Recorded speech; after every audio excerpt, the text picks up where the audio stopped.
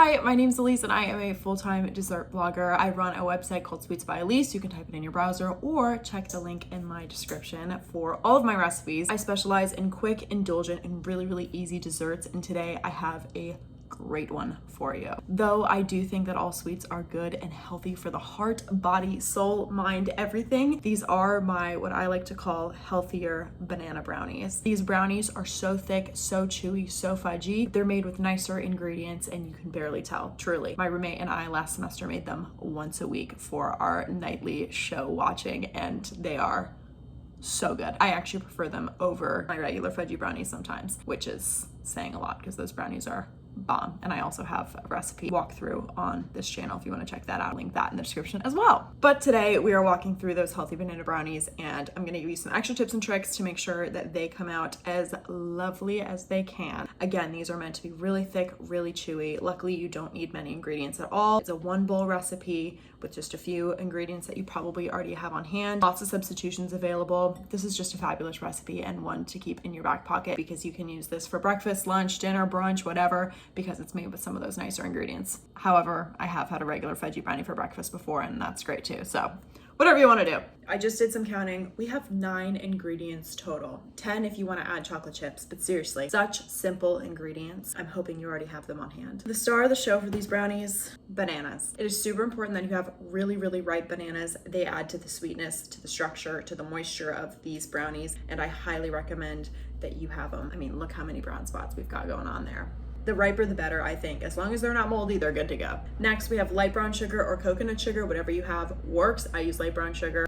Great stuff. It's just about 1/4 of a cup, so it's not much anyways. You're also gonna need some vanilla extract. Even though these are really fudgy chocolate brownies, the vanilla just rounds out the flavor, enhances everything. You will need a nut butter or any sort of really runny spread. I normally use almond butter, didn't have any, so I'm using peanut butter. You can use cashew, sunflower, whatever you want. Just make sure that it's really runny. You don't want like a Jif. I use Jif in the majority of my other recipes that call for peanut butter, but in this specific recipe, you want it really runny. You're also gonna need 2 eggs at room temperature. Make sure to leave them out ahead of time, or you can pop them in a bowl of warm water about 5 minutes before you start baking.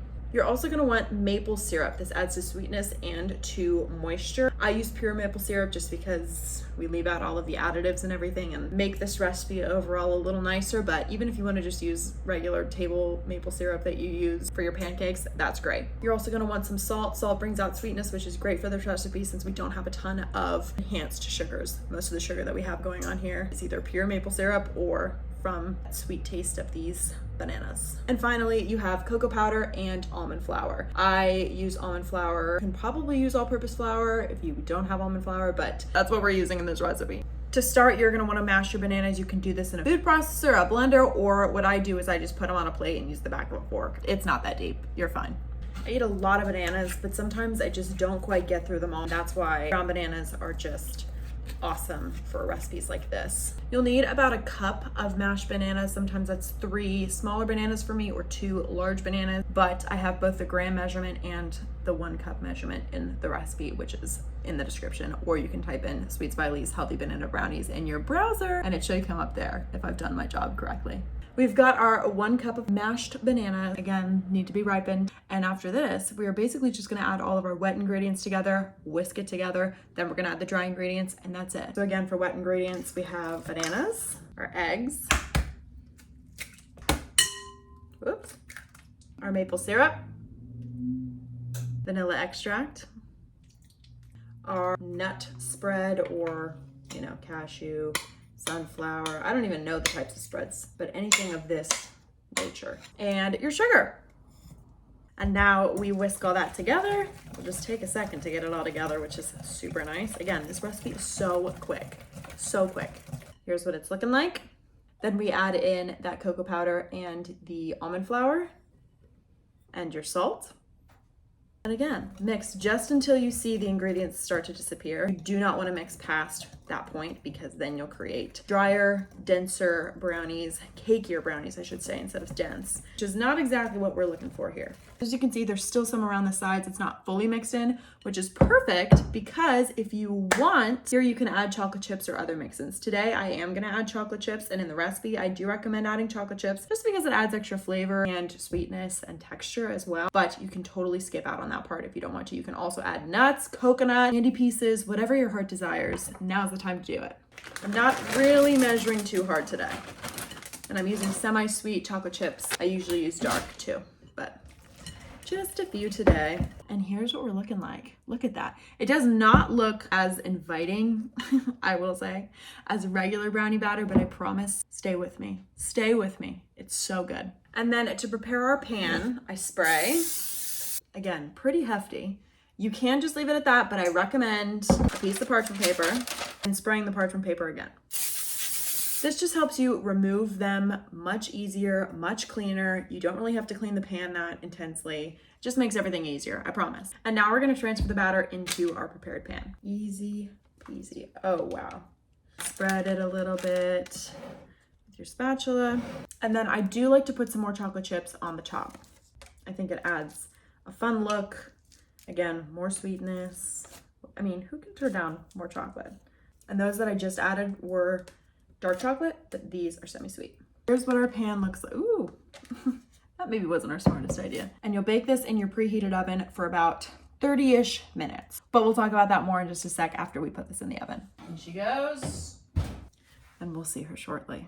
All right, while those brownies are baking, let's talk a little bit about when brownies are done. The most common issue that I see when people bake brownies is that they are undercooked or overcooked. I totally understand that this can be so hard to tell, and every recipe is different. Every brownie is different, every pan is different, every oven is different. It's tricky, 100%. So instead of giving you a set time or anything of the sorts, I'm gonna tell you about the cues that tell you when the brownies are done baking. So regardless of your oven, the size of your pan, whatever you've got going on, you'll know when the brownies are done. First things first, the toothpick test. A lot of people say that when a toothpick is inserted into the center, it comes out clean. I do not agree with that, personally. I think a toothpick inserted into the center should come out with some crumbs. It should not come out with a big hunk of batter on it, but it shouldn't come out clean. If your toothpick comes out clean, it means you've overbaked your brownies, because brownies, really any baked good, continues to cook as it cools, especially if it's in a hot pan. Don't take brownies out of the pan right away because they'll completely fall apart. So the brownies do need to cool in the pan, which means they're continuing to have heat against them, which means they're going to continue to bake. So if you bake until a toothpick inserted comes out clean, you're going to overbake your brownies because then they have more bake time. Does that make sense? I'm going to show you what the toothpick test looks like on these brownies and what I think looks done,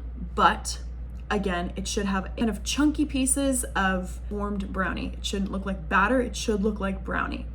For these brownies specifically, the center will look a little bit soft. These brownies kind of bake like a cake instead of brownies. I feel like my normal brownies kind of crackle at the top and have a nice crinkle topping, and they kind of reflect and are shiny. These brownies are shiny, but in a different way, and you'll see when I pull them out. They're more of a cake-like top, even though the inside is very fudgy and chewy. Similar to a cake, the outside of the cake will look put together, but the inside might have some softness. I would wait until just the very center looks a little bit soft. You don't want it to look ooey or gooey, because then those are not going to be done and they're not going to continue baking enough to the point where they are kind of sturdy, unless you want a brownie like that. I like a brownie to still have some structure to it, and so it stays a little firm and sturdy when you serve them. But if you want full goop, take it out when the center looks a little bit more soft than just slightly soft. The jiggle test is also a good one. Again, since these are a little bit cakier, they're not cakey at all. They're totally fudgy. But because they look like a cake when they bake, center might jiggle a little bit when you move it. If the brownies are not done baking, they will jiggle a lot. If you move the pan and only the center kind of looks a little shaky, they're probably good to go. All right, I've just pulled them out. Do you see how what I'm saying, it kind of goes in a little bit in the center? It looks softer in the center than it does on the outside. Does that make any sense at all? And in terms of the toothpick test, this is kind of what I'm saying. There is batter that comes out on it, but it's not clean. Not clean. From here, we are gonna let the brownies sit, cool in the pan until they are just room temp or slightly warm to the touch, and then you can slice them. Unless you want a big puddle of mess, in which case go for it now. Not a problem. We've done that before when we have our nightly watches. We do a little glob of goo and ice cream, and it is divine. And just so you can understand what I mean by puddle of goo and glob, this is me trying to slice it. It just does not come out clean at all when it's so hot. So let it sit, I promise. They'll still be gooey and glorious. You can even heat them up again in the microwave, or even pop it on a sheet pan in the oven for a few minutes at 350 if you want it to be warm, but you want it to be able to be firm and structured enough that you don't have it completely fall apart. That's all I'm saying. You can do what you want though. All right, these brownies have been cooling, and I'm gonna slice one to show you what it looks like. Oh my gosh, so gooey. Are you kidding? Are you kidding? I'm not sure if you can see that, but they are so gooey and so fudgy and so chocolatey. What? Normally you need like 4 eggs, 8 by 8 to get them this fudgy. They're magical. All right, fine. Oh gosh. They literally melt in your mouth. These are incredible. I'm obsessed with this recipe. I can't get over it. I'm serious. Just try this recipe once. Just once. Just once. I promise it'll change your life. And if it doesn't, come back and you can yell at me via DM. But I don't think you will. I really don't think you can. They are so good. They do not have any sort of mealy texture that I think a lot of healthier recipes normally have. A lot of gluten-free recipes specifically kind of taste very floury. This does not. It's pure fudginess. I can't get over it. I'm literally obsessed. So like I said, the recipe is linked in the description. You can also type in Sweets by Elise healthy banana brownies into your browser. They'll show up there. You can message me on any of my social media platforms and I'll send you the direct link. Seriously, give them a try. If you do give them a try, please leave a comment in the comment box below or message me on any social media platform, or you can leave a review under the recipe on my website, again, sweetsbyelise.com. Please subscribe for more baking related content. I have lots of recipe walkthroughs, tips and tricks, answering questions. I'm having tons of fun and have tons of fun things coming your way. So stick around, subscribe, turn on post notifications. I would love to have you here. And as always, happy baking.